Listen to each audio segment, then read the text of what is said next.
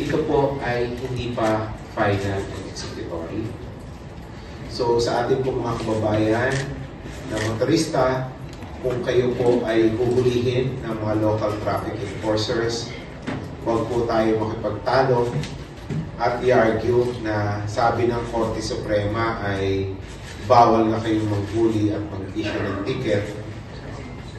At dahil hindi pa nga po ito final and executory. So, itong decision na ito, pag-aralan mabuti, tapos i-explore po kung yung pag-usapan din yung mga options po na available sa amin mga respondents. Kasi may mga implications po ito na kailangan po namin pag-aralan, i-discuss, at i-decide, pagplanuhan, i-decide as a body.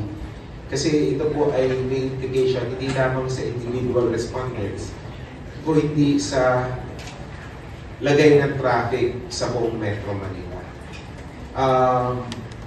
Tandaan po natin na yung single ticketing system natin at yung Metro Manila Traffic Code, medyo general po siya.